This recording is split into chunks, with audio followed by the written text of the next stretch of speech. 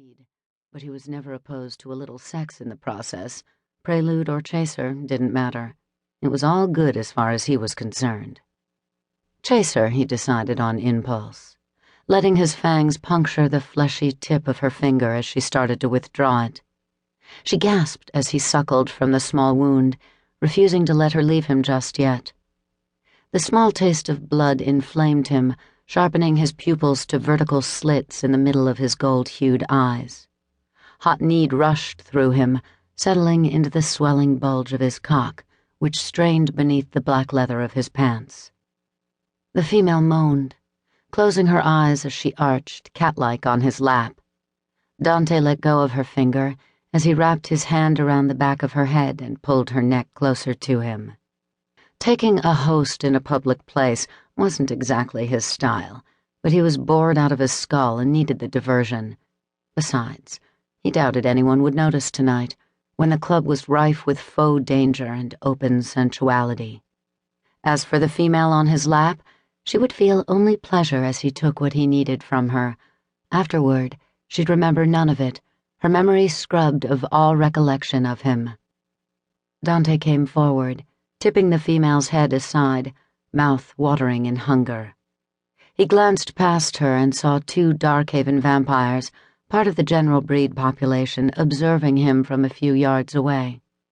They looked like kids. Current generation, no doubt.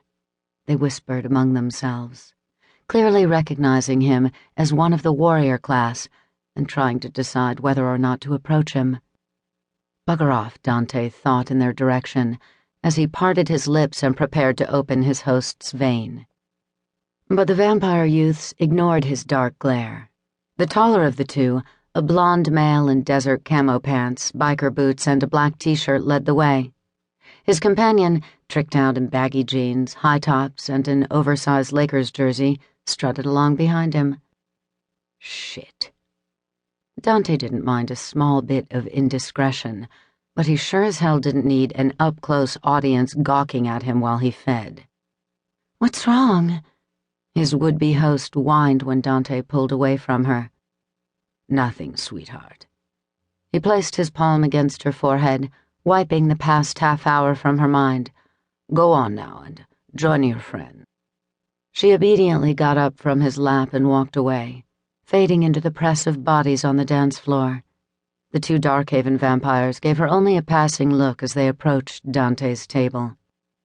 "What's up, fellas?" Dante tossed the greeting out with zero interest in chit-chat. "Hey." Blondie in fatigues nodded, striking a pose with his muscled arms crossed over his chest. Not a single visible dermaglyph on that young skin. Definitely current generation breed. Probably not even out of his 20s yet. "Sorry to interrupt, but we had to tell you, man, that was some kick-ass business you guys dealt the rogues a few months ago. Everyone's still talking about the way the Order took out an entire colony of suckheads in one night. Blew that mofo sky high. Freaking awesome, man."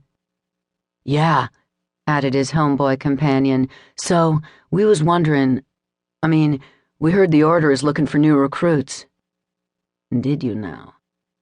Dante leaned back in his seat and exhaled a bored sigh. This was hardly the first time he'd been approached by Darkhaven vampires hoping to join up with the warriors. Since the raid on the rogue lair housed in the old asylum that past summer, the once secretive cadre of breed warriors had gained a lot of unwanted notoriety. Celebrity, even. Frankly, it was annoying as hell. Dante kicked his chair back from the table and stood. "I'm not the guy to talk about that," he told the hopefuls, "and anyway, recruitment into the Order is by invite only. Sorry." He strode away from them, relieved to feel the vibration of his cell phone going off in his jacket pocket. He dug out the device and clicked on to the incoming call from the breed compound. "Yeah." "How's it going?" It was Gideon, resident genius of the warrior class. "Any topside activity to report?" "Not much. Things are pretty dead out here right now." Dante scanned the crowded club, noting that the two vampires had decided to move on. They were heading for the exit, taking a couple of costumed human females